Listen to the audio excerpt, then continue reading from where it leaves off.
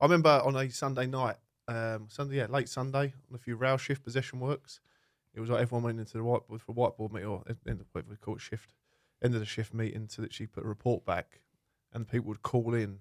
It was obviously through like Teams or something like that, and it'd be like, fucking, how do they do all that technology? And everyone sat around this desk and then press the button and they're talking on the screen to people. And it's like, but then that was only 2017, 2018. And I was like, this is fucking a bit tech, isn't it? Now suddenly every single person's doing it. I'm doing it with my phone in the van all the time. On the phone. Yeah. But AI. All good to go, Al? Live and running. Little intro and then we'll get moving. But just business title for you? Is there a title for you at the moment? In between? Yeah, I'm just a seasoned managing director, CEO in the construction. Perfect. Right, ready to go? Good.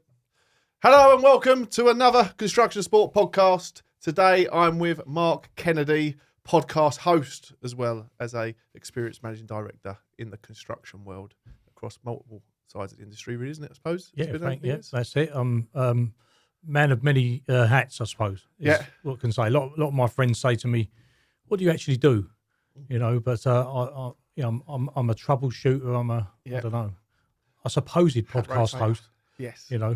We're all getting into that now, aren't we? Definitely. I think I've actually updated the because the boys, we've just started getting some hoodies put together actually to do some merchandise stuff. And I looked the other day and Will had changed his title from just like graphic designer to head of merchandise. So I was tired. And then so I just went on mine. I'm gonna not producer. No, he's not. No, what's yours? I'm producer. Yeah. You're producer. You're the producer. Will out there is the merchandise. And you haven't put that on your title yet, have you? Head producer? I'm producer of the podcast. Have you got a podcast producer on your title on LinkedIn? Because I just watched the Jerry Springer. Have you seen the Jerry Springer? Yeah, I just started on it. And I just thought, all it's about is blaming the producers. Yeah, it's hammering that guy looks like Father Christmas. Yeah, the geezer with the grey beard. Well, he's the one behind it. He's the one that's that got everyone going. And he actually said on TV, he said, I think she said, would you like to see someone die in there? He goes, I'd like to execute somebody on TV. I think that's what TV's for. Yeah. It's bonkers, isn't it? And that's what they did. It was an absolute carnage of a shit show. But I think if they hadn't have had that kind of thing, I don't think we'd be sitting here now because they've kind of allowed everyone to have a go. Yeah, definitely. No qualification, just get on the TV, get on YouTube, do whatever. Yeah, and just they've set a clear line of what you need to do. Can I nick one of these? Yeah, go on, pal. Tuck in. Plenty of them. So I don't want to be choking. It's all good. Those down here. Line them all up. There's a real line of this is what you can do to get views, isn't it now? And obviously a lot of that is extreme. I've watched about 15, 20 minutes of it, and then I was with my wife, and I think she was just, I'm not into this. And then, because she doesn't know Jerry Springer much. I remember watching it as a kid. Yeah. But then they had the Ku Klux Klan guys, and then they brought in the far right Jewish guys, didn't they? Yeah. And then literally was like, but even to put them in a room together, and it just, even the audience are all in on it. Then they kicked off, didn't it? But then that was the trigger, I think, wasn't it? Then they went, let's just make carnage. This is it. Gets the views. We don't do that on our podcast. Hopefully we won't do that today either. Yeah, no, we're not that extreme. No. Not yet. Another week. But yeah, we got into the I'll mention the podcast. Yeah, please, 100%. Yeah, I'll come on. I'll come on to yours. You've come on. It's called Digging Deep. Digging Deep podcast. It's a construction plant hire podcast. Yeah, 100%. And people say, why did you get involved in it? But everything out there is probably a little bit like why you're doing this now. Everything out there in our industry was very, here you go. This is the latest machine. Yeah. And on it is this engine. And we're going to talk to Steve and he's going to tell us. And you go, oh, this is the latest machine and this is the engine in it. And you're like, halfway through it, you're falling asleep. Yeah. And all the podcasts I was listening to, I'm thinking, well, what do people want to do? They want to drive along. They want to, have 10 minutes at their break. Yeah. They probably don't want to listen too much about work. What they want to have is they want to have a serious conversation. And I think listening to what you've already done is you've got it out there on the table. Some people agree with your views and some people don't. Yeah, 100%. But we're talking about it now. Yeah. Yeah. And that's what I wanted to do. And I just wanted to talk about things that people didn't want to talk about, but I also wanted to have a bit of a crack, a few jokes. Because one of the things in our industry that we're losing is that, that banter, isn't it? Yeah. I started as an apprentice, and you can imagine as an apprentice carpenter. Oh, was you? What kind of, yeah, Abuse. what kind of abuse you would get, and then you couldn't get away with that nowadays, and maybe rightly so in a way. But I just feel that the banter is what I really enjoyed about construction. You know, I remember the abuse I got as a carpenter, and I'd employed one of my friends to come and do that, and it wasn't obviously for him. He was a labourer, didn't fancy it. Halfway through the shift and halfway through the pour, he pissed off home. And the abuse from the electricians are always gobby, aren't they? You know, from the windows just opening up, giving me a boo, and I took absolute dog's abuse all day, but it gave me fond memories and stories. All my stories that I talk about are all things that have happened on construction sites that have been good humoured and good fun, and made that camaraderie. Because at the end of the day, no one really understands on construction the other side, which is the pressure that you get to finish on time within budget, with a margin that's piss poor, if it's there at all, and on the hope that you've got enough money to start the next job. Yeah. And people don't see that. So you need that kind of that banter. And I suppose we became a little bit politically correct as the ladies came onto site. We, you know, rightly so. We probably couldn't be as forefront as we were before. But then I slowly realised at my end of construction life, if you like, that the women were as bad as the men, and they liked the crack as well. Yeah. And that's probably why the environment they was in there. They didn't want to sit in the bloody office. You're bang on. Yeah. And I spoke to just quickly on that. We went for a walk. We spoke in the previous podcast. It was with Carl Edwards because we done a walk together, and there was a lot of those women there on that walk. It was about 15, 20 of us, and they all said, "We like it. We don't want this industry to change. We're here because of the crack." They wanted to be part of that masculine. Macho culture. We done a live podcast in Vertical, which is Vertical Days is an access equipment thing. I've seen it. Yeah, and we had in the UK, is it? In the UK, and we had two women there, Linda Betts and Vicky Allen, who both, I'd say, legends of the industry. As I mean, both been in there. No disrespect to their age, 30 odd years of experience. And I'm talking about. We had a bit of a crack about women in construction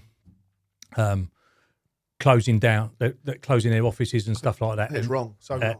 And it was mentioned as a crack on the podcast that it's probably just because they couldn't get childcare, you know. Yeah.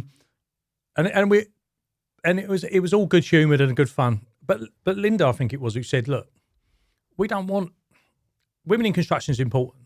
But we don't want a woman's day in construction. Why do I want a woman's day in construction? Because there's not a man's day in construction. So this is coming from women in our industry that are saying, look, just if we're going to be treated the same, given the same respect, then treat us the same, with the same respect. If you're going to tell the joke, that you're going to tell the joke, don't stop telling the joke just because the woman's walked in the room. Yeah. You know, continue the joke because I want to hear the I want to hear the joke. It makes it immediately awkward. Absolutely. And you can tell there's something supposed to be just being said. Absolutely. We've even got Blue Monday coming up next week, haven't you? Blue Monday. That I'm not a fan of this. And you look at the science behind that. It was a day put together to incentivise people to book holidays. Now Christmas is done. Now they're all feeling low and gloomy.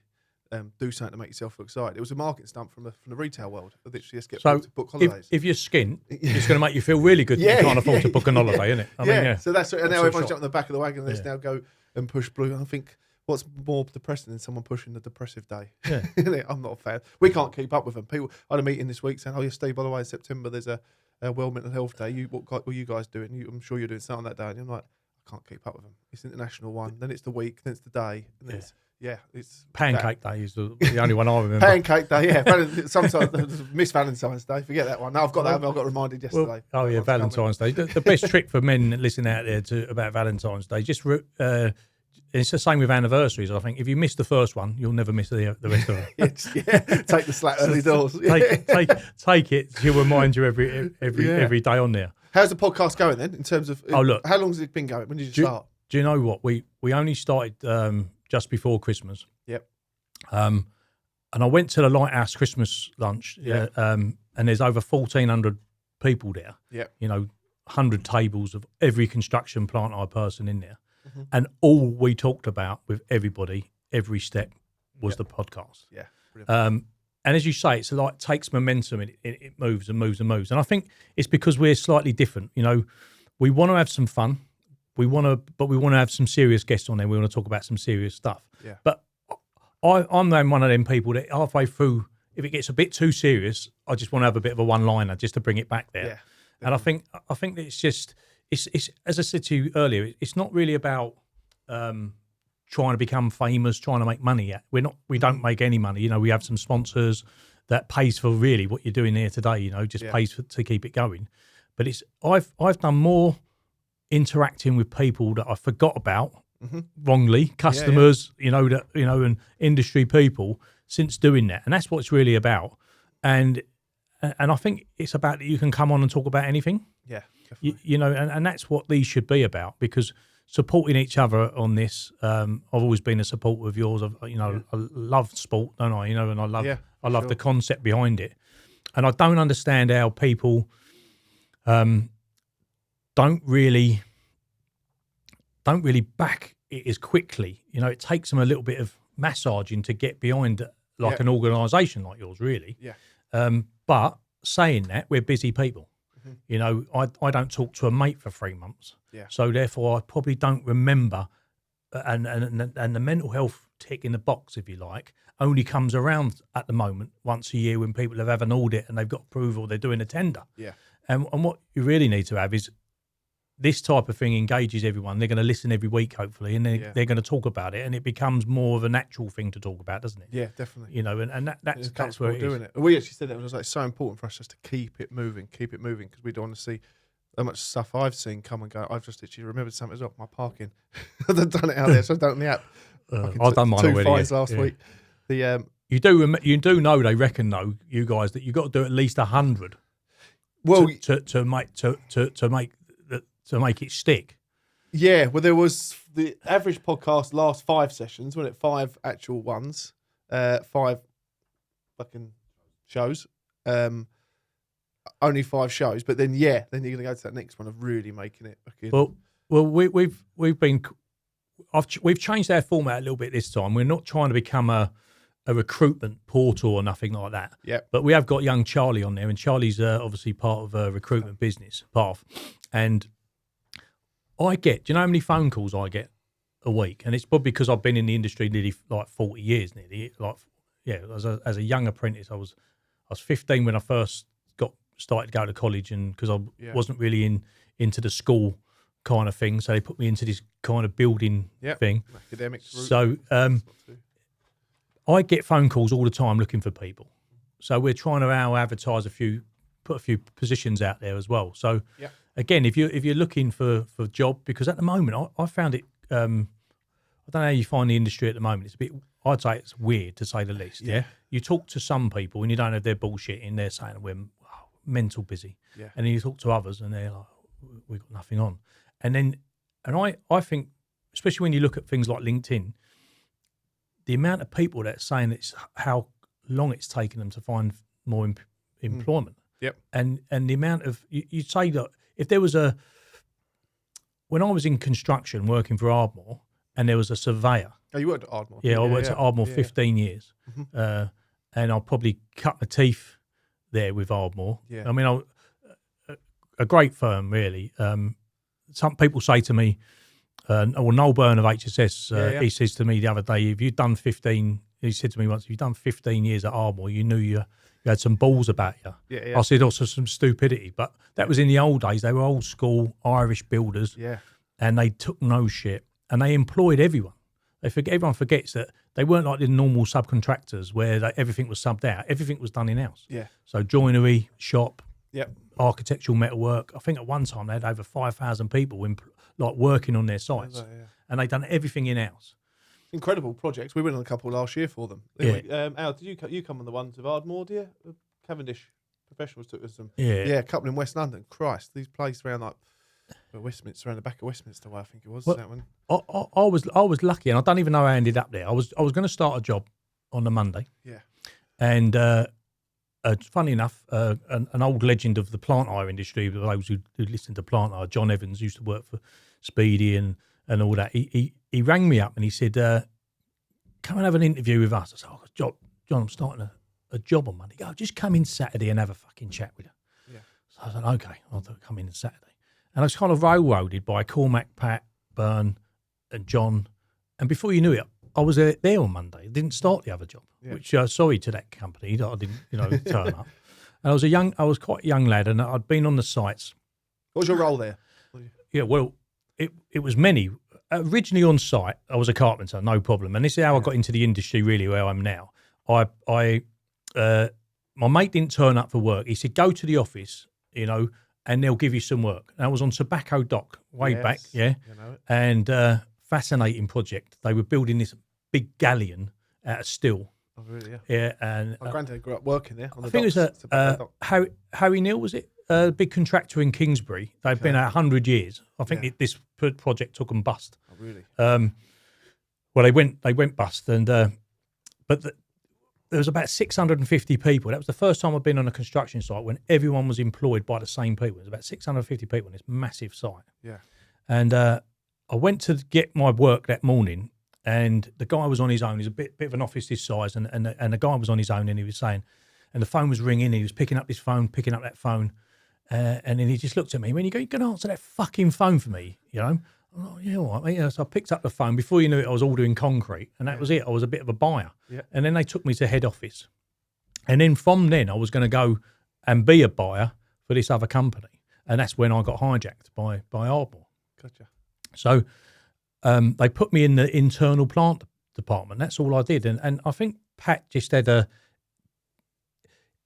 they were growing at such a pace, Ardmore, that they just needed to build the foundations after they built the, and sounds like us, to be honest. Yeah, absolutely. how do you balance this? And he just wanted someone to solve a problem. Mm-hmm. So I went in there, and it was like every 6 months or every year, he'd call me up to his office, and he'd say, and this is what a great memories about it. I've never asked for a pay rise in my life. Yeah. At Ardmore, and he would just bring me up and go, right, how you getting on in that tools thing, that thing and that? You're a bit bored now, aren't you? No, it's fucking busy, Pat. Oh, well, let's get someone else in there and help. By the way, you got to go and have a look. Can you go and have a look at this or that? Yeah. And by the way, you haven't had a pay rise for a while, and that's how it used to work. Yeah. So I went from there, believe it or not, being just a young lad in the office, to then not even a director at the time. He kind of told everyone that I worked directly for him. Yeah. So construction directors were fucking frightened of me going on site, because I would be going on site, because he'd say, go on site, see what kit they're not using, fucking tell them to get it off site. Yeah. And you'd go,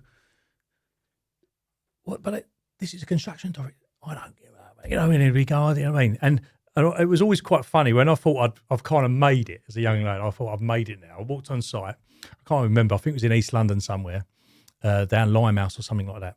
And the radios, like the radio. And someone went, Kennedy's on site. Power. Oh, here we go. and I had biscuits with me tea and everything like that. So it was brilliant. But on the side of it, he had the confidence in me just to sort things out. And I did everything there, from setting up the after sales of when they did new builds, doing all those snaggings and bits and pieces like that, to looking after the plant. Then they had an internal plant division. Mm-hmm.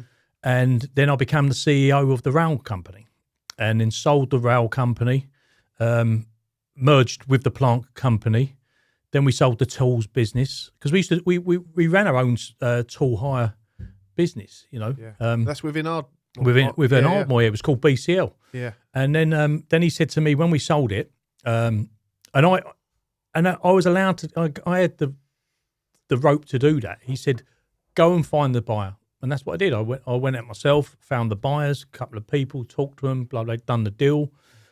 We sold that rail company, BCL Rail Services. We were the biggest, 750 operators. So it was a big company, and we sold that to Crotro plant in East London in Stratford to John Murphy. Who's gone massive now, Yeah. But at the time, it was like a reverse takeover. He started on the road sweepers. He did. He was a road sweeper himself. Yeah. And he had one road sweep. And funny enough, the connection there is I believe he worked out at Cody Road, which was the BCL depot. Okay. Yeah. That became one of the BCL depots. So there was a funny connection there, but I'd never met John until that moment in time. And then obviously he's gone on, and they are the rail business of the UK. I You know, think. Anne Harding. I know Anne. Yeah, 'cause Anne, very well. I was at Buckingham's and they were down at London Gateway, servicing. She said that I think that the road sweepers are still his baby, I think, and he's got the rail, but it always goes back to his. Well, she was at MAP, wasn't she, as well, when she done road sweepers and bits and pieces like that. Yeah. So this, so we would see that he's a road sweeper and his aeroplane. Yeah, with Quattro on it, and the motorbikes. He's one of motorbikes as well. You see them everywhere. Quattro. There was one actually. I'll tell you who it is. Guy. What's his name? Guy. The guy does engineer. Guy does all this motor racing. Engineer up in the north, mechanic. He wants to do 300 mile an hour on a motorbike, I think it is, and it had Quattro written across the front of it. Okay, yeah. Well, John loves all that kind of that kind of stuff. But so sold that, done that, and then he said, "What? I bet you want a bit of a project now." And I was like, "Oh, okay. Yeah, I wouldn't mind having a job at least, now that I've sold the company that I'm the CEO for." And then they had a company called Paddington Construction, and Paddington was just a small fit out business that Ardmore used to own. And I think they used to do like Marks and Spencers at night and that kind of stuff. Yeah. So he gave me that business. I rebranded it, and we bought all the off-site manufacturing in. So it's completely alien to me. Mm-hmm. Yeah, but obviously I'm a carpenter. I knew the end of a saw and a drill. That was about it. So we did bathroom pods. Yeah. And architectural metal work they were already doing, and joinery, and put it all into one business and branded it as Paddington, and went out and got some other work. And the funny story there was, I've always been a bit of an entrepreneur. I've always tried I've never been scared to jump off and have a go. Yeah. Going on that, so the way that you operated at Ardmore, to me, reflects obviously of how you're still working today, isn't it? In terms of the manoeuvrability. I'm grateful to Pat Byrne and Ardmore and Cormac Byrne, because I was able to do things that I don't think anyone else would have been allowed to do. When you look back at it, I didn't have a qualification in management or anything. No. I didn't have anything. I learned all my management skills from playing sport. Yeah. Like knowing and being with my mates and the banter on site, that I can give you a load of shit. And you take it. I'd say, fucking hell, Steve, come on, you can do better than that on the sports field and in the work. But if I go to your producer man there and do the same thing, he might just. So you've got to put an arm around him. He'll cry. Yeah, so you've got to learn who to put an arm around, haven't you? Yeah. And who you can have the banter with. Yeah. And I don't think I'd have learnt that anywhere else if I wasn't at Ardmore. And look, there was stuff at Ardmore. They were old school in a way that you probably couldn't do now. But these are clever men. They, look at what they built from a couple of boys that came over from Donegal, I think it was, as a couple of carpenters, funny enough. Yeah. And then all of a sudden now they're doing £150 million projects. I mean, I left there was over 400 million. They're about 285 million still. It's crazy. There's so many stories within the industry to be said. And I think even today, I was on top of a roof above what's going to be a new box park outside Liverpool Street Station. And there was only, all the buildings were quite enclosed, and there was just cranes all around us. Yeah. Every angle you looked at, cranes, machines, and I was looking into it. So many stories behind everything that's going on in the construction world. Well, and this is the platform that you say in your podcast. All these podcasts can get that stuff out, and people can learn from it as well.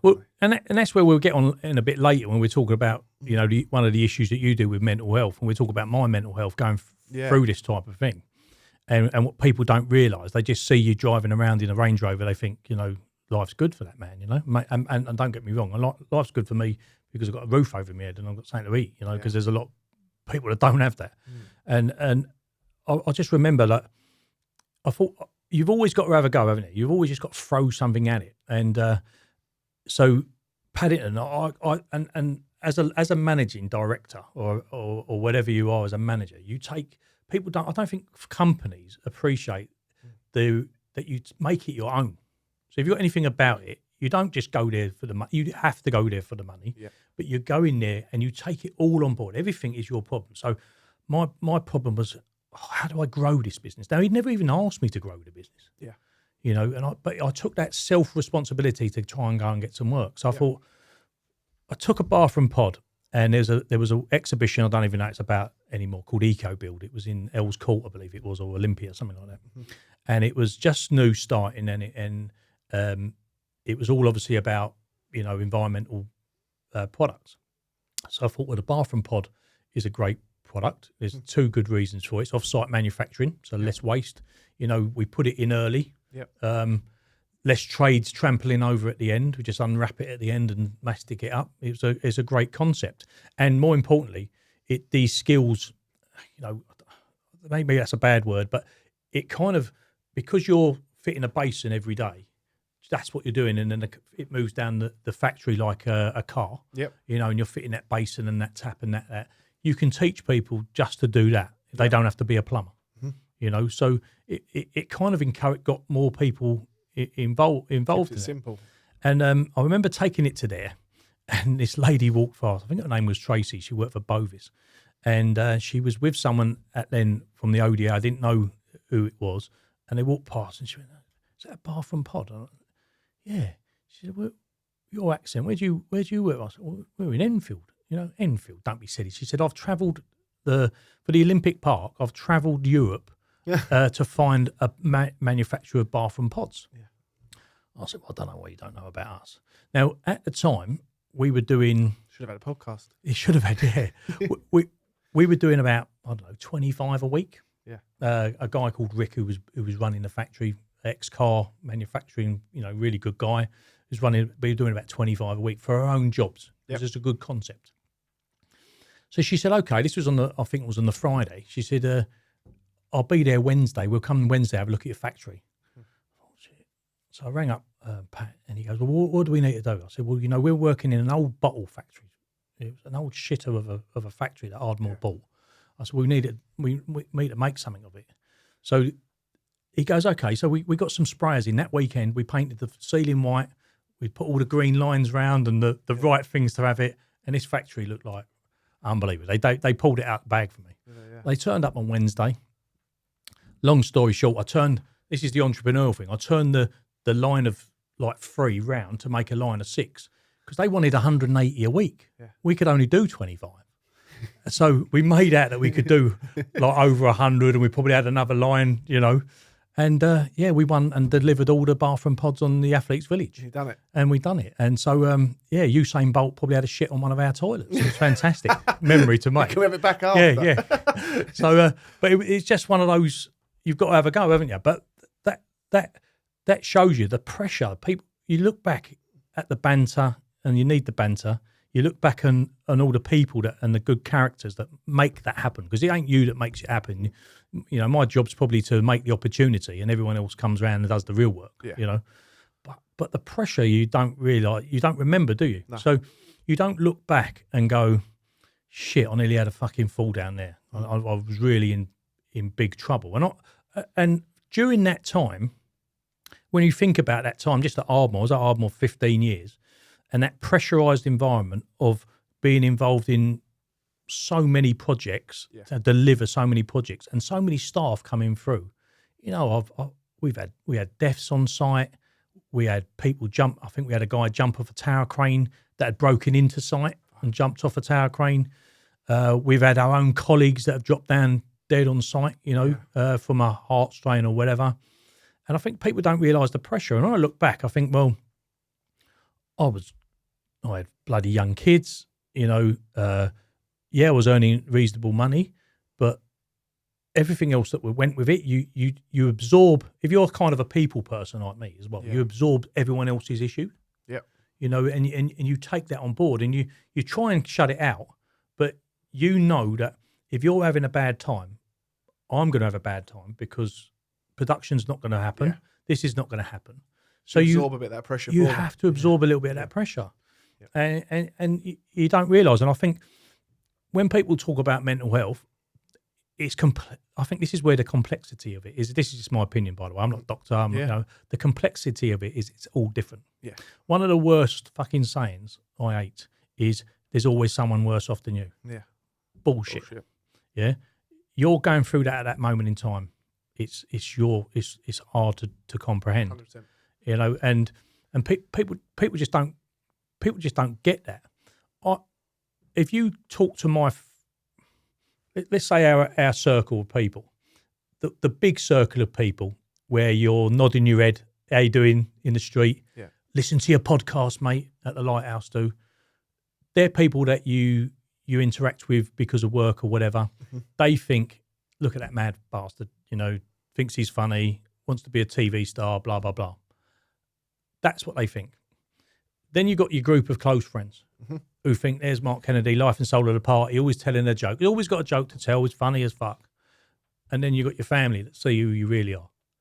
And I think that's the problem.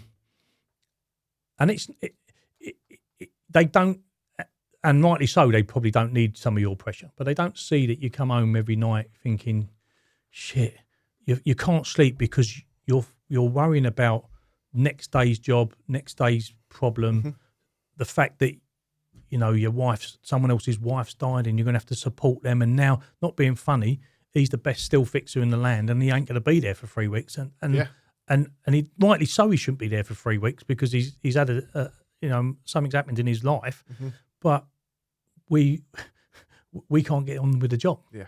And those things you absorb as well. You say the stresses of that as a business owner. Yeah, go on and say, because I used to think when I was on the ground, and probably the same yourself as a carpenter, it was like, God, the people on the ground fucking get it worse here. We're being treated like shit. We're shit. Yeah. All rolling down here. We don't see nothing here. There's only when I was probably a bit fortunate in a way when I got into the subject, as well as in amongst a few projects, big infrastructure projects, and Thames Water and Crossrail, where I did got in amongst. I realised the topic of mental health was quite big in general, but it wasn't really spoken about. But I've noticed that no one on this job, what is of a real high profile, is talking about this, and I've just done this, and this is actually everyone's got to know who I am through that. But you don't want to know that I've got mental health problems if I'm employing you, do you? No, yeah, exactly. And no, 100%. It's just the last thing I want to do is people at work to know about it. And that's why, a lot of the time. But I got to a point where I then got in amongst these meetings and boardroom things and talking to seniors or asking the seniors to sign off a couple of days that we're going to go for a walk on. And they go, what's this all about? And I'm like, well, I've done a walk on a previous job. It really worked. It made the company look really good. And then they're like, what's this? The company can look really good. What do I need to do for you? Yeah. And then that got me talking to the senior people. And then getting amongst seniors in the industry and CEOs and directors, all sorts, then I started to realise, hang on a sec, these guys have got it just as hard as we have on the ground. And then now being in that position, I suppose, still working literally as a ground worker as and when, but also being responsible for winning work and delivering the work, I've noticed now like there's a huge pressure on me on the business side of things, away from the charity, of just finding the work to feed. Every employee you've got is another family to feed, isn't it, effectively? Well, and how do you just keep on doing that? People go, you're doing all right. They say you got a nice fancy car. You're absolutely smashing it. You can't do everything for everybody. No. But we've all sat there as young people, or we've worked for people, and we've all said, what the fuck do they know? What are they doing? You know, we could do it. You know, I'd do this way. And we've all criticised the people above, haven't we? Yeah. And I've done it, you know, and then when you get there, you don't realise that my problem is, you know, I'm the one when someone dies on site that has to go around and see the family. And I've had to do that a couple of times in my life. And you think, or make the phone call, you know, where someone's had an accident or they've had a heart attack. You know, I've had I won't mention the company, but it was in Essex. Guy had a heart attack, fell in the yard, and died. And you having to then make that phone call and deal with that, and you've gone home. Everyone else has gone home.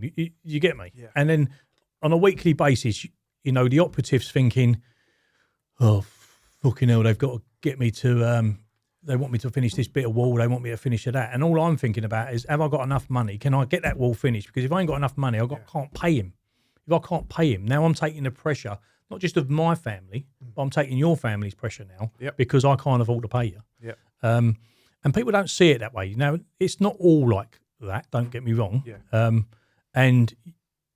But I didn't wake up as a kid, you know, I thought I was going to be a footballer, like probably everyone else, or a fireman or an astronaut, you know, and I didn't think for 1 minute I'll be doing. There's still time. There's still time. I believe that. Yeah, in the garden sometimes with the grandchildren, I still think I got it. You know, when he's 5 years old, he's 5 years old, and I'm getting him in goal, and I'm belting the ball at 100 mile an hour at him. You know, but but no, you don't really always anticipate where you're going to end up. No. The people that say I'm going to be that and they become that, fantastic. I'm not one of them people. You know, I'm still trying to find out what I want to do. I think, you know, and so you're learning as well, and people think that because you're in charge, you know what you're doing, and anyone who's run a business can tell you that we can sit down and have a strategy, and we can say, where do we want to get to in 5 years' time? And we can draw a nice little picture saying we're going to be the biggest contractor or the biggest plant hire company in the world, and this is what we're going to do. But 1,000 other people that have got the same, doing the same task that day are doing exactly the same diagram. Yeah. And it's never one straight line, is it? Yeah. It's a different line. Something happens. The person that you rely on the most in your business, something happens to him, or they've decided it's not for them anymore. Yeah.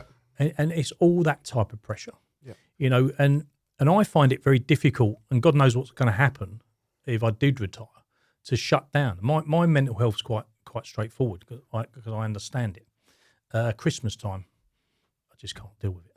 Okay, not, yeah. You know, my partner will say to me, when you shut down, it's just not worth being with you. So my relaxation is like going into a shell. Yeah. And I don't know how to get out of that sometimes. And I can sit, when I've completely shut down, I can sit in the front room and do nothing for 2 days, you know, because my mind needs to be active. Yeah. And if it's not active, then I'm in a bad, dark way. Yeah. And I think that's because I'm not a comedian, but I can understand what comedians are like, you know, cool, where they're completely high. Yeah. And that's me. And I'll go into a seminar, it brings me alive, I'll talk, I'll come onto here, I'd like to talk and have a fun and crack. Yeah. That's why I'm doing my podcast. But generally, if I'm not doing anything like that, I can be quite an insular, you know, lonely person, really. Yep. And having to deal with that is a learning curve. I don't think there's one person that's got the same mental health issue as the next person, and how they deal with that is differently because we're all different people.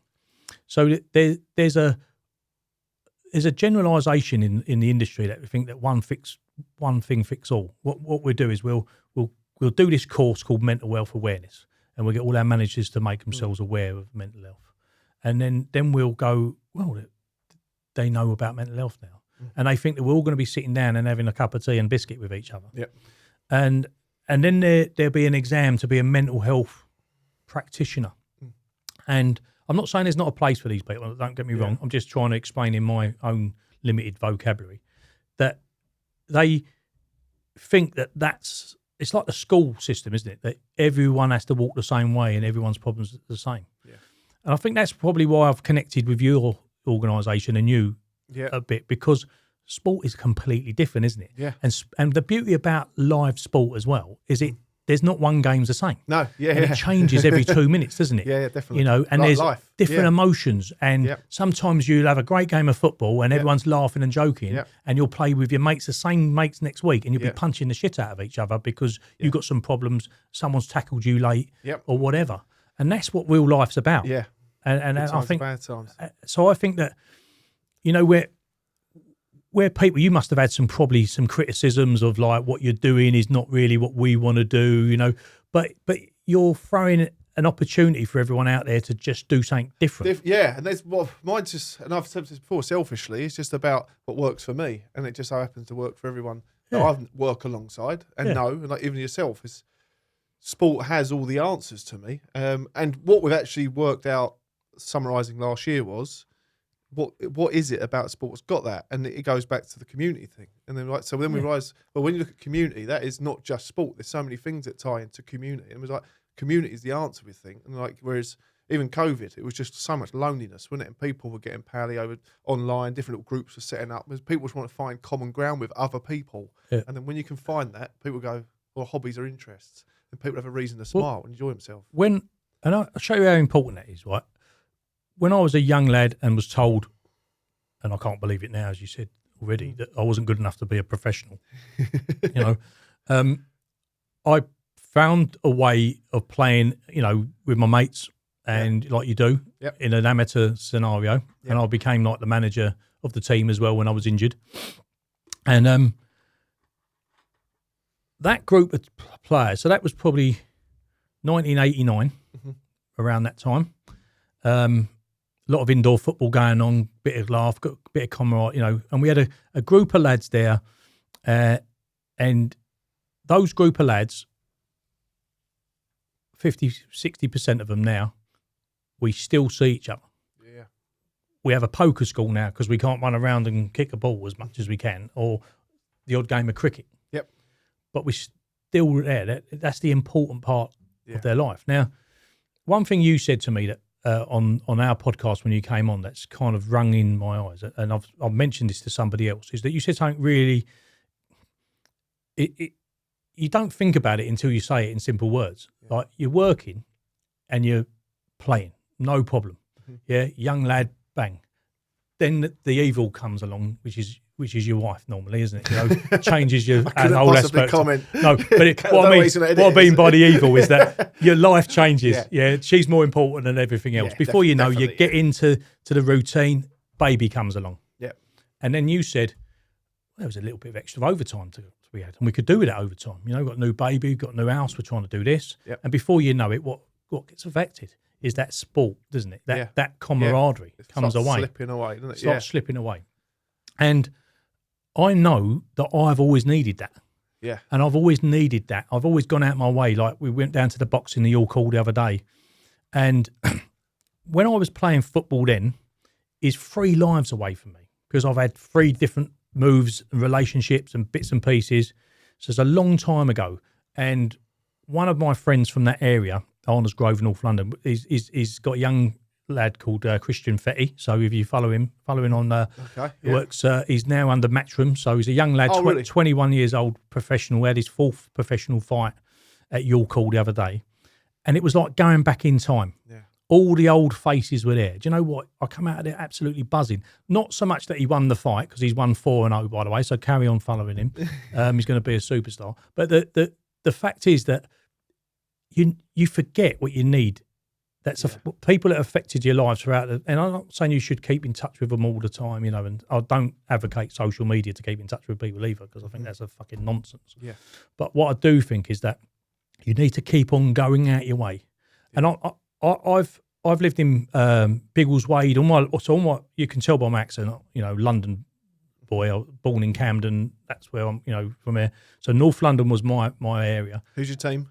Well, actually, it's Liverpool's my team. And the reason being is because my second cousin's Graham Souness. Oh, really? Yeah, Super. So there you go. So we're allowed to do that. So, and they were winning everything in the 80s anyway when I was growing up, 70s and 80s. So it wasn't hard to follow. Helps. Yeah.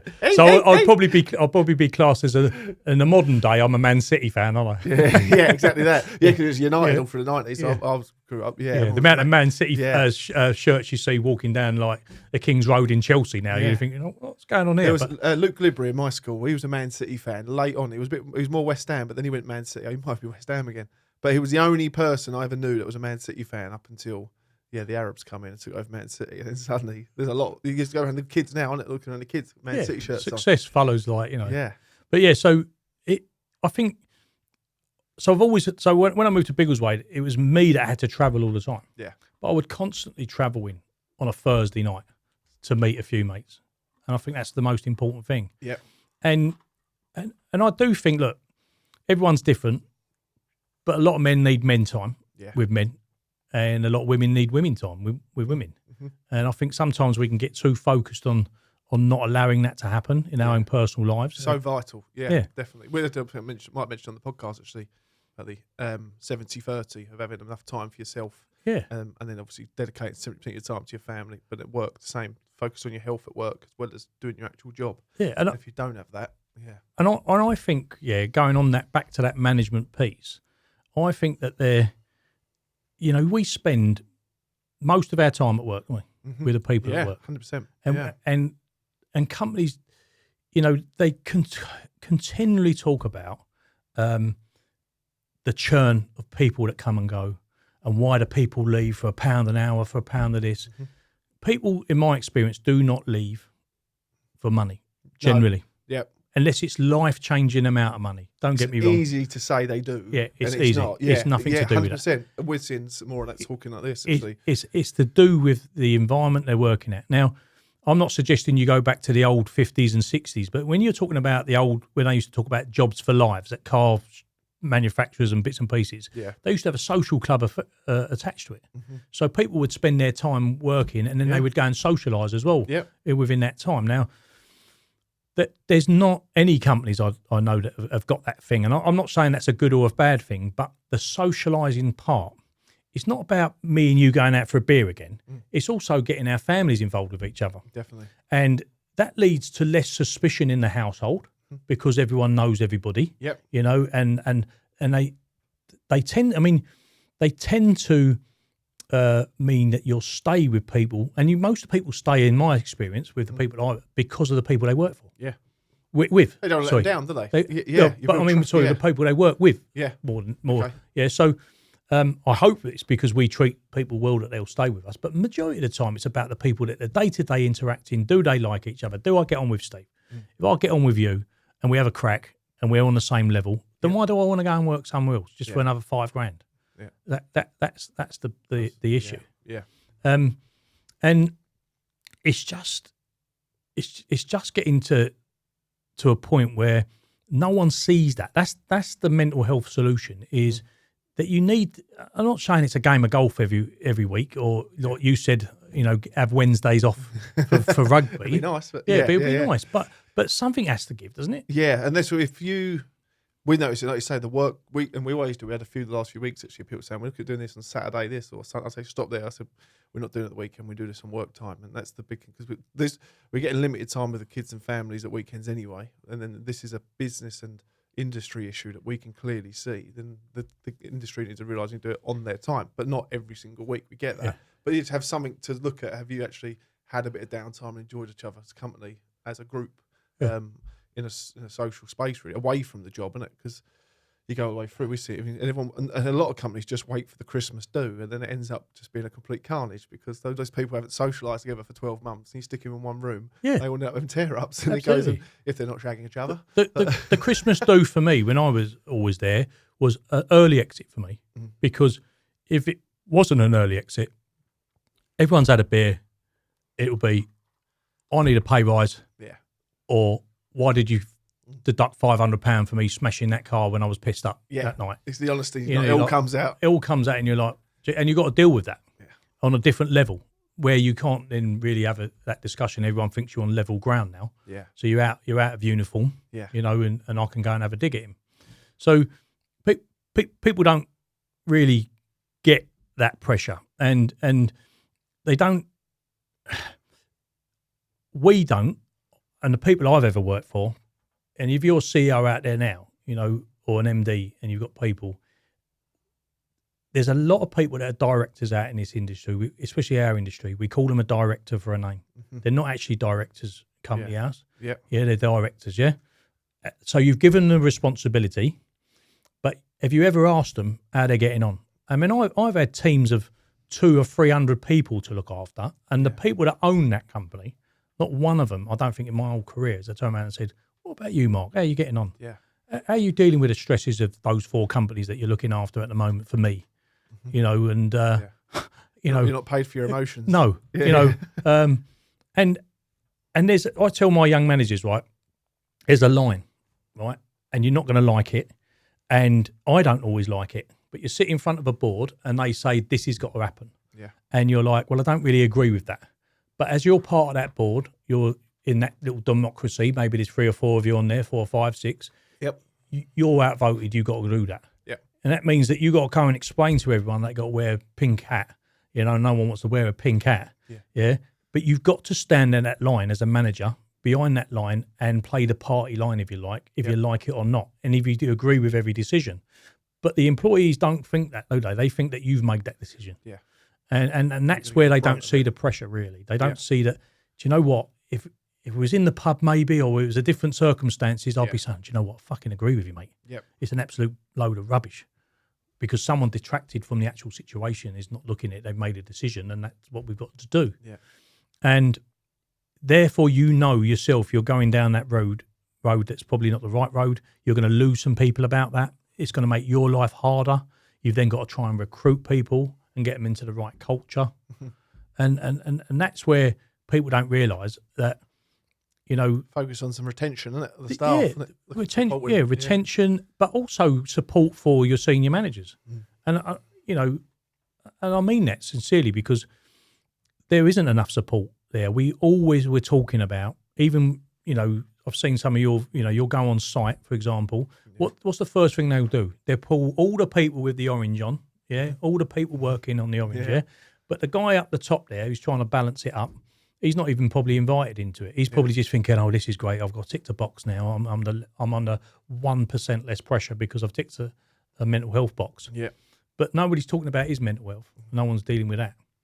And I don't know. We don't know the answers, do we? We just try and plod on. Yeah, and there's so much of it, and we keep saying that there is no one-stop shop for it, always there. So there needs to be multiple opportunities for just people to get involved and do stuff. But how does the industry change? Well, I think it needs to. I think it needs to go. It don't need to be as woke as it's going. No, it needs to be back to the fact that, you know what. What I like is the new wave comedians. Actually, I watch a lot of comedians, and I like the way that they're. Look, this is a joke. Yeah, you know, Ricky Gervais. It's a joke. Sure. Yeah. I'm gonna take the piss out of you. It's a joke. It's your choice to be offended or not. Sort of thing. And it's not offensive. It's that you're offended. Yeah. Yeah. Yeah. And that's where we need to have that. It's a stressful, hard labour kind of environment we live. We can't get away from that. Yeah. It's physical. But at the same time, as well, with the industry, because like you say, it's a hard labour thing, which the weather, conditions, stresses and all that, you've got to have someone just take the piss out of you to make yourself laugh. Because there's no other opportunity there's no other industry to deal with that stuff and the way that the industry does at any level, is there? No. So you need to have a bit of a different kind of, and it's probably like the military world as well, aren't they, really? And they say, that we hear about it, is about the different levels of banter and humour, but the military one is probably the same level, if not completely different. But it's like coming up to one of your mates or your girlfriend or your kid, and give him a tickle or come in and punch him in the head. Yeah, there's a line, isn't there, between what's right and what's not right. Yeah. So there's bullying, which you get in the forces and the police and stuff like that, because they've got that culture and they haven't stamped on it. Yeah. Or there's the good thing that gets you through. You know, like as a carpenter, shop fitter in my time, you know, you'd sleep for an hour in the shop because the shop had to be finished in the morning, and you'd get up and then you'd crack on. Yeah. You needed that funny person, that person to get you through that. Yeah, you needed that. You have to be in it to understand it. Yeah, you have to be. One actually comparison with that popped up the other day. There was I think a funeral directors or a mortuary or morgue or whatever you call it, and the bodies are all down there lined up, and they've set up a camera, and they've put one of the guys actually got in the bag, and someone's come down to get in there, and he's recording it, and he's opened up the bag, and his mate just gone rah, and just jumped out this bag, and they found it hilarious. There was a few people that come down, got in the shot, and they were laughing their heads off. And you read the comments, and it was the disrespect to the other bodies laying there, the disrespect to this, disrespect to that. These people are doing a job, and then there's a couple of people, and they're really going, how do you think these people get through their day-to-day life when they're working there with dead bodies around them full time? They have to have that little bit of banter or some way. Well, it's a very different industry. I know, Steve, our example, why is the podcast with, you know, the Digging Deep podcast taking off a little bit? Really because of something exactly the same. Yeah. So we have a bit of a nickname thing, as you know. You know, we have some nicknames and funny nicknames that we've nicked from other shows, and people have written in and stuff like that. For sure. And one of them was a genuine one from us. And we were working for a company in Essex up the road here, and this girl had started with us, and that first day of her starting, there was floods around here, you know, and all that, and she's misjudged what the road was to what the stream was, and her car's gone straight in, and she's had to swim to the bank. That was her first day, and we called her U-boat, right, and she's still at that company. Right, she calls herself U-boat, but because Mark said that on the podcast, someone took that bit and gone, "What are these people on? Look at the disrespect to women." Yeah. If that was a man, he would have definitely been called U-boat, and probably a few other bits and pieces. Yeah, yeah. But thanks to the lady, because you know we got over 250,000 views on that, and we got over 1,000 people follow us because of that. Yeah, you know, and you just think, really, it's a joke. It's not offended anybody. But when you look at that as well, those likes and comments and stuff, it's the actual. If you looked at the ratio of people found it entertaining and funny in comparison, those people don't get recognition, do they? No. It's the one that gets the and is offended, and then it really kicks off. But like you say, it helps. It helps it. But people jump on the bandwagon. One guy, he goes, "Oh, you know, that's what you get when podcast equipment's so fucking cheap." Do you know what I mean? You get, and you think, well, you're a twat, but thanks, because you've now Yeah. You've now boosted us a little bit. We noticed as well, we got a little bit of flack on a few TikToks, didn't we? And by the time you can, and it was going really well. And we noticed, so I looked at a few comparison people in the, not comparisons, but different people in the industry, and their TikToks, they were getting hammered. Like 99% of comments were just hammering them. And I said to the boys, so we're doing all right here. We've not had really any bad ones, have we, after a few months? And then one come up and said one or two things. And by the time the boys that said to me, have you seen this? I've gone on TikTok to comment back. 5 or 6 people I don't know are defending it. And for me, I'm like, go on. I don't know who you are, but yeah, thank you. And then they end up sticking up for you. And then that is the one point I realised when I don't actually have to worry about commenting back on this stuff now. Just there seems to be a little bit of support for what we're trying to do. And people going, that these guys are giving it a go and talking honestly about it. Yeah. Don't you see the irony, though, when we're trying to support and talk about mental health, Yeah. but then we're trying to box everybody into the way they can talk and what they can express and what they can't express.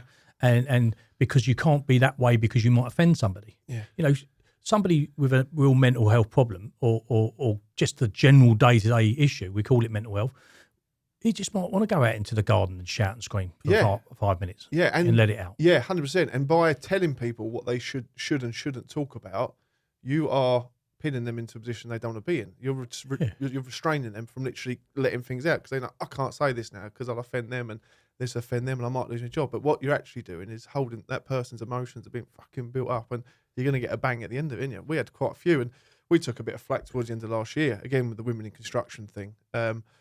Just off the back of a few events. I won't go into too much detail. It's not worth the credibility, to be honest, of how it all went. But that is all because of 1 or 2 people got offended. But then the bigger picture of everything was happening was not about men's lives in construction. And I always say this, I don't think we've got much marketing. Correct me if I'm wrong, I might see it. There might be something somewhere. We very rarely say men's health in construction or saving men's lives, and I know that's what it's all about ultimately, but it's just about people in general. But it is. But why is it about men? Because there's more men. The predominant side of it. So people, we have this argument in sport all the time. You know, I've had this argument not long ago. Women should be, you know, football. Women should be paid the same. Yeah. Well, MLS American footballers. You know, if you're back when I was in the 70s when the football first went over to America with New York Cosmos and all these teams, and Pele played and everyone else, Johan Cruyff, George Best. Why didn't they get paid? The general players get paid loads of money, not because they were men or women, it's because of the TV. Yeah, they didn't get that there wasn't enough people doing it, enough people watching it. Well, that's exactly the same in construction. There's not when women and men are 50-50 in the industry, then maybe we can turn around and say, yeah, you shouldn't mention it being men's problem or a woman's problem. Yeah. But it isn't. It's namely a men's problem because men still are the ones that are going out majority of the time making ends meet for the family. Yep. Yeah? Yeah. Because we haven't got a decent childcare system that can look after children. So women still traditionally, majority will spend the majority of time at home. Yeah. And it's down to them to try and work it out because the man knows that he can get the value of income that he needs. Yeah. These people that jump on the bandwagon and saying, like, why are you only talking about men or whatever, what are they doing? Yeah. Well, 100%. Yeah, this is it. Okay, so let's do something then. Come along to your event and say, look, do you know what? I really like what you're doing. Yeah. Like to get some women involved in this. What can I do to support? That is where mine kind of goes back to. There's not just the women in construction, but the women in construction one is that what shut down the other year.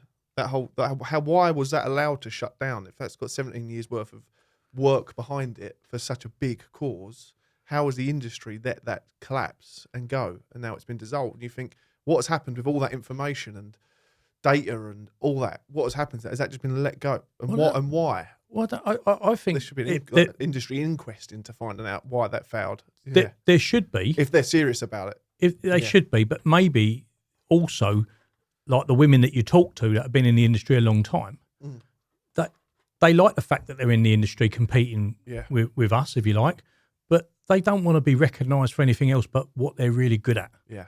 You know, as a director, as an owner of a business, or you know, and it's the same in any environment.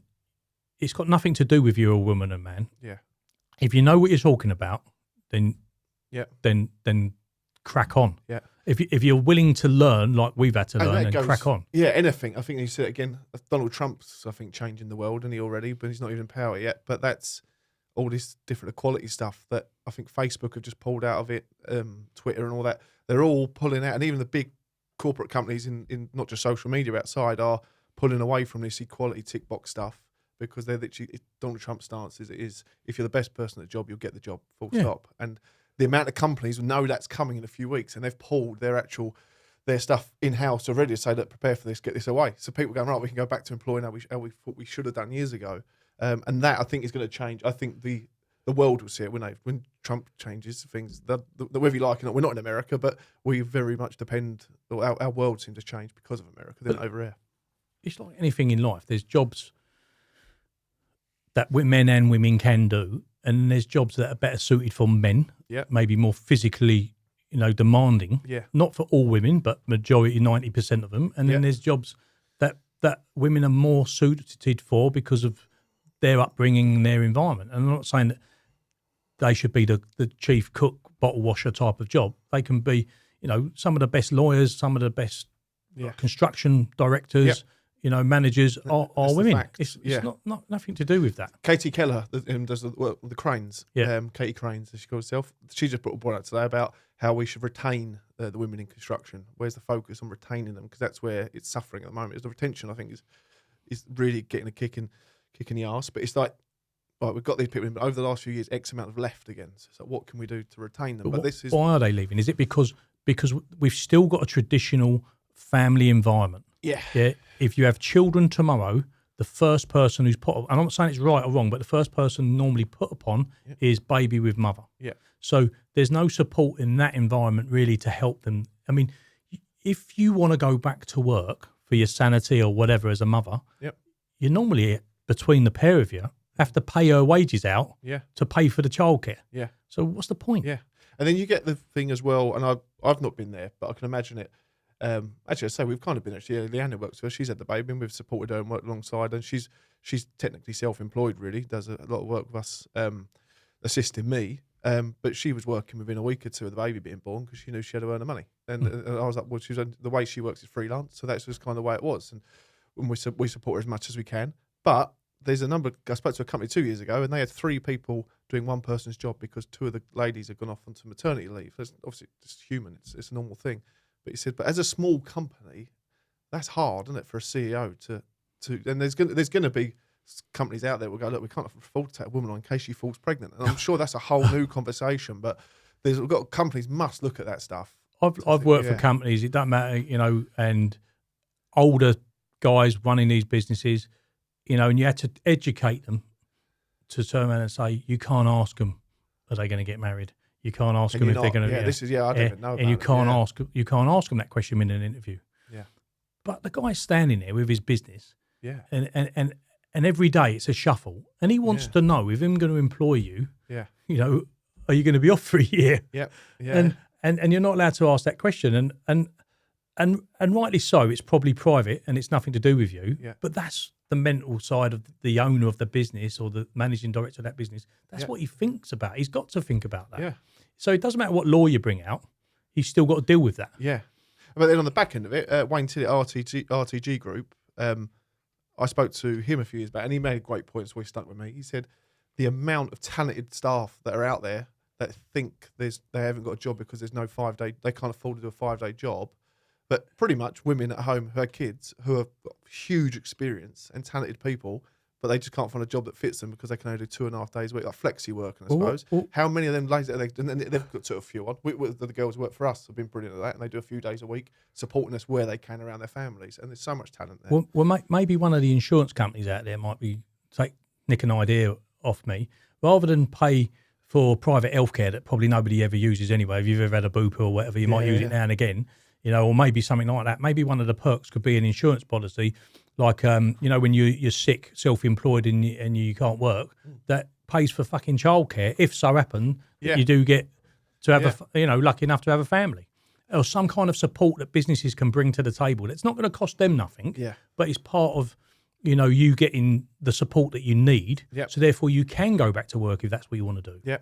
Or you can be compensated a little bit more than maternity leave pay, which is about £90 a week, or whatever it is. Likewise, every podcast we've had so far has come up with an insurance background, how people can get more support. And we always say about the men and the men's side and getting the cover, and construction workers in general, men and women, of when they get ill and what's in place for self-employed workers. And we've had people on the show who've been literally suffering massively and ain't got no cover, and we're now with cancers of stage 4, and they're going to go, and then what's in place then? But it's like, how do we get staff or people in the industry who are living hand to mouth to invest in themselves and support themselves? Imagine an MD, 100,000 plus salary, working for a company. He's not like an owner, he's just as the MD looking after that company. Yeah. And that's what happens to him when he gets ill.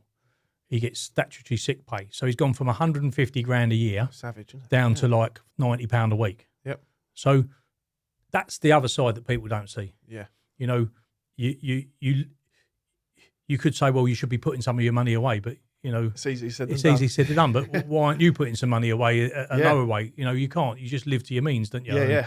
You know, normally if you've got a salary of that kind of thing, you've probably bought a bigger house. You probably live in a different area. You drive a different car. Yep. And it sounds like I'm being a bit elitist. I'm not. I'm just saying that there's that kind of strain. There's nothing from anyone, from the guy that's like fixing the plumbing in it on the site that's got any kind of sickness benefit. But I think that goes down to as well the way that we still employ people in construction. Yeah. You know, I'm a big advocate of jumping on the bandwagon with CRS. I've seen it with, you know, argument against argument with operators. You know, I've been in operated plant for most of my working life, and you see the fact that nobody's on PAYE, there's no rights. They think they're getting a little bit more money. The industry will turn around and say, well, you can't have everyone on PAYE, otherwise you'd have to pay someone that came round your house to do the plumbing PAYE. It's absolute rubbish. Yeah. It's because it keeps it cheaper, and it means that they can shut the job tomorrow and everyone has to go home. Yeah. And until that changes, then we won't care, will we? No. Because if I'm employing you two and I've got to shut the company down tomorrow, or like shut the site down tomorrow, I don't care about you, do I? Yeah. Because I ain't got to pay for you. Stop. I only care about the fact shutting that site down and finding you something else to do if I've got to pay you. Yeah. And it's a thing that's been going on as long as I've been in the industry about what they call this false self-employment. And every time they put something in place, something else is like, oh yeah, well if you do that, if you do this, if you do that. Yeah. And I think that it goes down to training. It goes down to the fact that, you know, some people will leave you for £1 an hour because that job now is, that job's got 2 years and I'm only 18 months on this one. I'm going to jump onto that one because you're trying to support and sort yourself out, aren't you? Yeah. There's no loyalty because of that. Yeah. And that really needs to change, I think, in the industry. But I don't know. How do we do it? How we'll you figure do it it out. Where's Mark Kelly in the world then now? What's up? What's going on? What's the future got? Yeah, so had a bit of a bigger change. You know, contract plant rental was my little baby, and we worked for Ballyvassy for probably 7 or 8 years, and it was really exciting, good times. You know, came to a point where it just wasn't. I think I'd done what I could do. Yep. You know, I think sometimes you got to say, well, you've got it to a certain point. You know, we went in there. I think there was about 20 machines. We walked out there 750 machines. You know, so just in the higher side of the business. And yeah, just I think I don't think people realise the stress and the strain. Yeah. Last year for me was the most stressful time in my whole career, I think, based on the fact that you're dealing with a downside in the industry. Yeah. You're trying to you're trying to sell into an industry that don't want to be sold to at the moment. But you need to sell that because you've got all your cash tied up in the yard with stock that you need to sell because we had a dealership as well as a rental business. Yep. You know, multiple products coming onto the market. Yeah. You know that which is great. I'm an advocate for that. You know, I'm a believer that there's a big thing going on at the moment about Chinese manufacturer coming in, and JCB had taken a court case, and now that there's going to be a tax levy, a dumping tax for excavators over 14 ton and above, and all that come from China. But what people don't understand is that, they're not employing the amount of people that are being employed by these manufacturers that have come over. Yeah. The customer's got the choice now for different products. He's got a far range of choice to go with his budget. Yeah. No one turns around and says he can't buy a Volvo, a Cat, a JCB. But if he chooses to buy something else, then there's a reason behind that. Yeah. No one's pushing, mainly because no one's pushing the higher rate. The higher rate's the same higher rate it was, 20 years ago. Yeah. I used to buy Komatsus, believe it or not that long ago, probably around the 90s, about 63 grand for a 20-ton excavator. That's about 120 grand now. Jesus. And I was getting £650 a week for it. Yeah. And you probably get £650 a week for it now. Yep. So, Wow. so that's the pressure that rental businesses are under. Yeah. Dealerships are now, so they need something a little bit cheaper. Yep. And everyone says, "Oh yeah, but you pay more money, you'll get the residual at the end." Yep. But that only happens in the future when you there. think when you get there, and you've got to be able to have someone who wants to pay that money. Yeah. So it's such a stressful environment. People don't realise. So it was really stressful. 4 companies we merged into one. That was very stressful. You're then looking at redundancies for people, which is really hard. I don't think people. I think people look at. It's another side of it. Yeah, look. You. If anyone thinks, maybe that makes me not the best MD maybe in the world. I don't know. Yeah. But if anyone thinks that you can just draw a line through Steve's name and say bollocks to him, that's not how it goes. Everyone's invested, as we said, into that company, their time, the people that they work for, and all of a sudden, gone. Yeah. And so that was the stress. I've been through that before, but I just felt that the journey needed to come to a different end and I needed to start again. So I'll be starting, when's this going out? This will go out February, start of Feb, end of Jan. 29th of Jan. Yeah, so I can't tell you where I'm going yet. No, but I'm going to, well, we can rotate it. Can we rotate it around? Can we swap it over, or just in case? No. Just in case. In case it rotates. No, it doesn't really matter. But I'm going to a similar kind of company. Got a good strategy. And I just want to. There's a good opportunity for me there, and I just want to do that. And I've got a couple of other fingers in pies. I want to spend more time, doing the podcast and having the crack. But at the moment, it's the first time I've been in my life.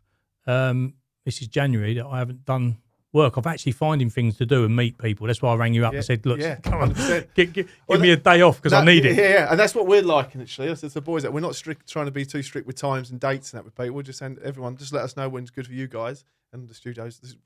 Fortunately, we're here. That's why the idea of getting this set up and being in place ready at all times, kind of thing, is there. So we just say that like Monday we have one, Tuesday we have one, then next week. But just keep on doing it. But also, I've taken time in the last few weeks, and I'm nearly finished. I keep on telling people I'm nearly finished this.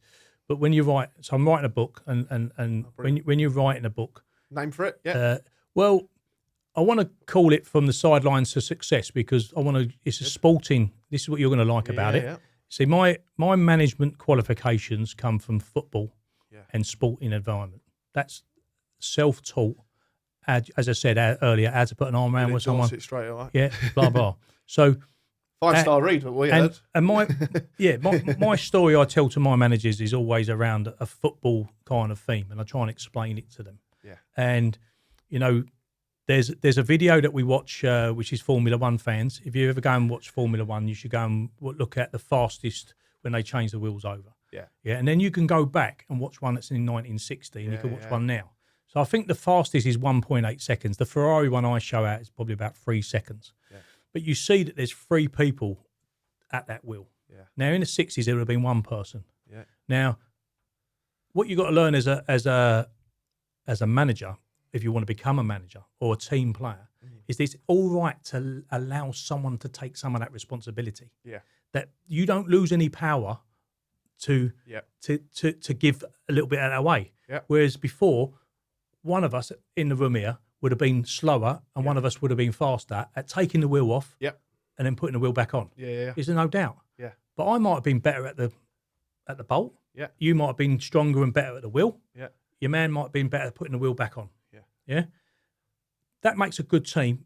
It means that we're more efficient. We've gone from I think it was 3.5 minutes in the 60s down to 3.2 seconds. Yeah. It shows that teamwork works if you allow some of that stress and strain to come away from The other thing I always tell them is, Carl Edwards was like that one last week. A guy come in, he's invested into culture and how to help teams, and he's a massive Grand well, Prix I always man. say to my manager, if you want to be a manager, don't matter what you are in life, if you want to be a manager, you want to take the step up, you've got to find someone who's better than you at your role, or at least good at you. Otherwise, you're going to be doing their role as well as yours.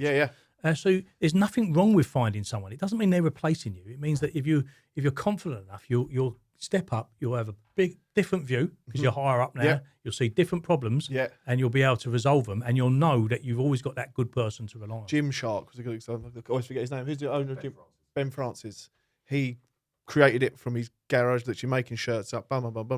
Brought in a CEO to run his own company, and he worked underneath them. And now they're one of the biggest sportswear brands in the world. And he got to a point that right, I'm now going to be CEO, and he took over, and he took that job when he was at his own time when he was ready. But that was the big part of their success was understanding. But we don't teach, and the stress of management. We don't teach managers to manage. Yeah. And this is my last point. Is Steve's doing really well. He comes to me and you say to me, "I need $5,000." Yeah. And I go, "What are you going to do for me for that $5,000?" The first thing I should be wondering is how good is Steve doing that job he's doing at the moment? Yeah. And do you know what? He's probably worth that $5,000 because I want to keep him in that role.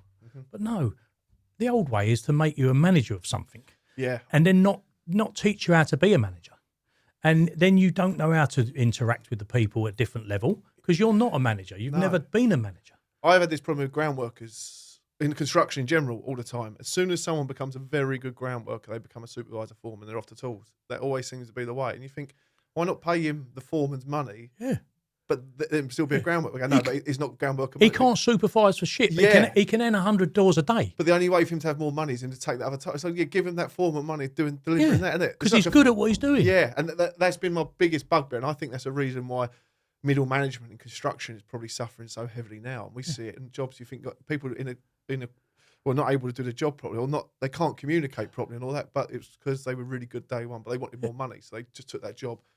They're missing so many attributes. One of my mates I play poker with, he'll tell you a story. He used to work for BMW as a salesman and smash it out the water. Everyone who came in there wanted to speak to him, sell him a car. Yeah. So successful, they made him the manager of the shop. Yeah. The shop went down, he got fired. What does that tell you? Yeah. You know, he's now depressed, the fact that he thinks he's a manager and he's been given that status. And now he's looking for work as a manager. A failed one, if anything. As a failed manager. But his skill set is on the shop floor. Yeah. And they should have paid him the money that he was deserved. Yeah. And the other thing that people don't get taught is what the bigger picture is. They if you do a survey in companies, I'll tell you what will come in the top three is communication with your staff. They'll say, we don't know what's going on. Yeah. But we don't even tell the staff what they're meant, what the other person does. All you know is that woman's coming and says, sign that, Steve. You think, why is she asking me to sign that all the time or fill that fucking form in? Yeah. Because you don't really know what it's for. I can't remember what the saying is that you should train people well enough that they can leave, but treat them well enough that they don't want to, you know? Yep. And to train people is about transparency. Yeah. It's not about doing a question and answers thing. Mm-hmm. It's about transparency. It's about understanding. How many times you sit down with maybe once at the beginning of your construction project and say, oh, what we're doing here, Steve, we're building an hotel. Mm-hmm. That's it, probably. Yeah. But you're not breaking it down, you know, into that bit part. You're not understanding how people learn. You're not understanding how different people learn visually or, you know, some people read a book. Mm-hmm. You know, our friend Sam Malins, he used to say to me, you know, I've learnt this from this book. Everyone should read this book. You know, show me the video, Sam, and I'll get it better than you. But make me read it. I'll flick through it because that's my learning style. I'm slightly different than you. And that's where we don't take enough time out and show people the bigger picture. When you make a cup of tea, you don't just go and put the kettle on, do you? You get up, you put and if you write down every step, that makes it. But you give that information of how to make a cup of tea. Oh yeah, you go and put the kettle. You put the kettle down. No, you don't. You filled the kettle up first. Yeah. So you've got a bit of information you've missed already, haven't you? Yeah. You know, you haven't even said, oh, just pour it in there. You haven't said that get the tea bag out of the box that says tea. You know, and you need to break things down and you need to teach people step by step, and you need to be very repetitive about that to get people to get it. And one of the things I've always liked is in the 70s was a thing called Total Football with Ajax, and it was a Johan Cruyff belief that he brought then into Barcelona when he was the manager, and which worked because Barcelona hadn't won shit, believe it or not, especially not the European Cup for years. Yeah.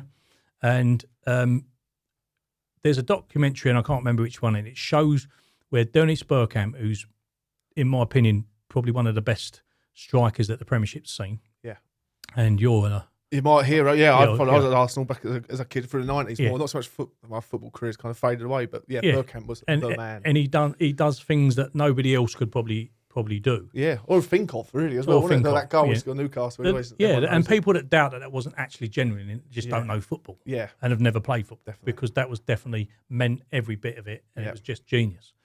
But they played him for about half a season as a defender in the youth side. Did they? Yeah. And everyone thought, why are they trying to play you as a defender when he's got a talent as a striker? But it wasn't that they wanted him to be a defender. They wanted him to understand what a defender did. And if you take that principle into your business, what does that person do and why do they do it? Yep. Spend some time with that person, because what you get is a conflict. Salesman wants to sell to your company. Credit controller, but they're on stop. Yeah. Well, no, but he's going to go somewhere else. I want him to buy. No, but he's on stop. He needs to pay. No, there's a conflict, isn't there? Yeah, for sure. Sit down, understand why they're on stop for the first reason, why that person's got a job to do. Yeah. But you don't understand that person's job and what pressure they're under. Yeah. So therefore, you're only you selfishly going out, and salesmen are like that. I'm like that. I want to make the sale, don't I?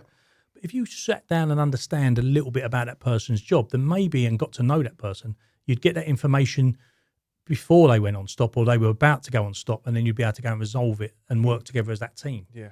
But without that information about what everyone does and why they do it, people just think, just accounts. It's mad, because I've really learned it, as you'll probably be as well, especially with the role of doing this. And Will's out there doing a poster for a big event that we've got coming up.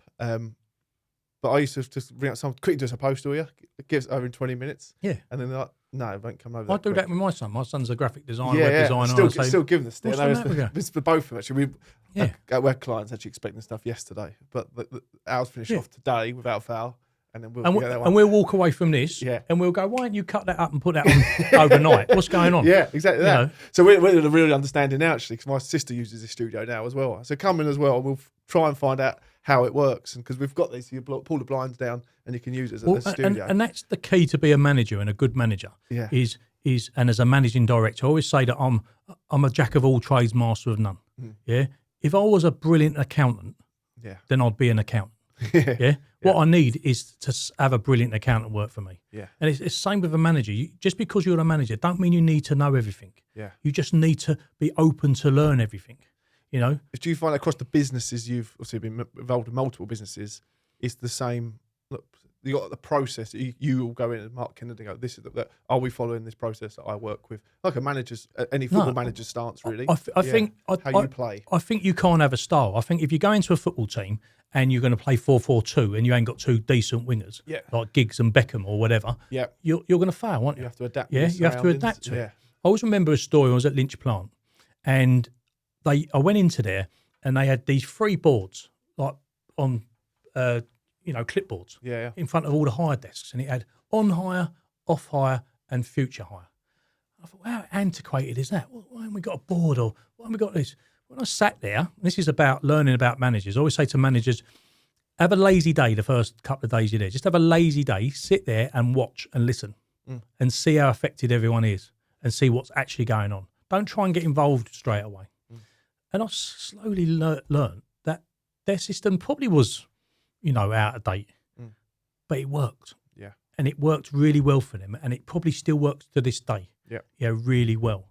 So you've got to go in and adapt your style to suit. Yeah. It's about finding that person, what they're really good at, and giving them more of that to do. Yeah. Okay. And encouraging them to do that, and finding out when they're struggling. The biggest complaint I have is we employ people. I'll interview you now, and I'll go, oh, he's a great guy, that Steve, and he's got everything we need. And then in 6 months to a year's time, everyone's going, he's fucking rubbish. What's going on with him? But he ain't rubbish. Something's happened from the day that you joined us with all good intention to the day that you leave us early. It's because we haven't really grabbed hold of what is it.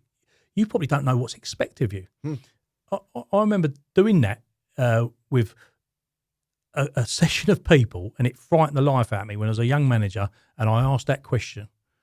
Do you know, put your hand up if you know what's expected of you. And it was about 60% that didn't put their hand up. Yeah. So they know their job. They know they've got to go and dig an hole. They know they've got to fill that account form. They know they've got to do this bit of like production work or that poster that your man's doing outside. Yeah. But they don't know why they're doing it, how long they've got to do it, how much do they cost? Do they understand how much they cost? How much have you got to, I say to my salespeople, if you're earning X amount of money in a car and a vehicle and whatever, and our margin's that, you need to pull in £1 million worth of sales a year. Yeah. Do you know that? And they're like, fucking hell, $1 million? Well, yeah, because we're not going to make any money. You need $500,000 just to pay for you. Yeah. And people don't get that, and we're not transparent enough. And I think that's where we need to teach our managers, and that's basically what I'm writing with my book. So my book, if they ain't doing that, the chance that the job's going to business go under, or they're going to lose their job. Absolutely. So my all I can give back, and do you know why I'm writing the book? It's not because I want to be a famous author. It's because I've got this in my head, and I explain the same things to people every day. Yeah. And I want to say, well, do you know what? Have a read of that. And it's not about being an entrepreneur. I don't want to tell you how to run your business. I'm a manager of managers. That's what I see. Yeah. People that want to bring young managers through. Yeah. And I just want to give you a few tips. And if you're into sport, you can turn around and go, wow, yeah, I get it now. I've got to have that type of person with that type of personality and that kind of learning style in my team, because that will make us a good team. Because if I played 11 Tony Adams, I wouldn't win a thing, would I? No, yeah. So I need that person, and I also need that maverick person sometimes that's just going to come in and twist it up a little bit and do that. But give them enough tips to understand that it's all right not to know what you're doing. Do you think that every business, we set up a business to me and you tomorrow, Steve, and we say, in 5 year times we're going to achieve that we spoke about, that we're going to actually not have to learn anything along the way? Because if it was that fucking easy, everyone would be rich, wouldn't they? And everyone would be doing it. Yeah. And you've got to go into management saying, look, I don't know what you're talking about. Yeah. And I remember taking over as the CEO of BCO Rail, and the first meeting I had with Network Rail. If you ever worked with rail people, they talk in these little acronyms, don't they? The BDC, the P-way, this. My background's a bit rail, there's so I know. 30 headstrong railway people. And those, even the name of companies all become acronyms, don't they? Absolutely. And it's no disrespect to the railway people, but a lot of railway people think if you haven't been born on the fucking railway, then you're not a railway person. You're at week 42, I get that all the time. I've been away for a few years. And I was the CEO of this business, and everything was on my shoulders, and I didn't have a clue what they were talking about. And I had to stop the meeting and say, look, I'm sorry. Yeah. I said that, and you might mean I'm a fool, but I ain't got a clue what you're talking about. Yeah. Can you pronounce what you're actually meaning? And I'm sure that I'm not the only one ever. And when you feel that the old tumbleweed's going to go through for a minute. Yeah. And then one guy just put his hand up, and he worked for them, and went, I don't know what they're talking about either. And I thought, wow, and that's what, I think that's what you've got to be. As a manager more so, you've got to ask more questions, and you've got to say, look, I don't know what you're doing. Yeah. You're qualified, you're an expert in groundwork or in your company. I could run your business, but could I tell you your job? No, I need to ask you what you're doing it. Why are you doing it that way? Say, why do we do it that way? Tell me, educate me. And just understand the industry as well, because we've done a few housing jobs, worked on a couple this end of last year, autumn time. And I went on there and I looked at the drawings, and it was foreign to me completely. I'm a groundworker looking at a groundwork drawing. I went, I don't know. I can get my head around it, but everything on there is different. All the parts for you, all the systems they're using, manhole covers, technology changes all the time. Draining, all the supply of all the materials are different. There's osmo drainage instead of we're doing, like I say, cast iron at the moment and clay pipe. And you just, always changing. But you just but everyone goes, well, you're the groundwork. You should be able to know. I can. but there's a different. I've been in this line. The railway stuff is brilliant. That's from my background on Crossrail. Understanding the civil side of the railway world a bit, and the highway side, a bit heavy duty infrastructure stuff. Yeah. But then you go on the little stuff. But then I started doing building landscape on patios and driveways. But then there's probably that miss of the housing stuff is not my bag. But we'll get involved. But it's not really worth it for us at the moment. The housing world. That's a whole new topic. That. No. Well, look. Yeah. No, happy days. That's all good. So where is So yeah, what's next for the podcast? We'll just keep going that, digging deep. Yeah, we've got. I think our next one is we got young Dan Riley from Essex. He's the care home king, isn't he? He's building loads of care homes in a different way, a very environmental and that one's done. Person friendly. Yeah. And so we've just that, and it's slightly different, but it is still construction, and it's a mental health theme there. Yeah. We do a lot of education stuff. We're going to be doing that, and look, we love what's doing your head in. We've done that Christmas special, what's doing your head in. It's gone down really well. We just took clips of everything, and I think that's really worked for us. Get the guest on, just talk absolute rubbish. I got some criticism when we spoke. I think I spoke. I slagged off the Amazon drivers or the drivers who just park in the middle of the road. Yeah. I got a bit of stick for that.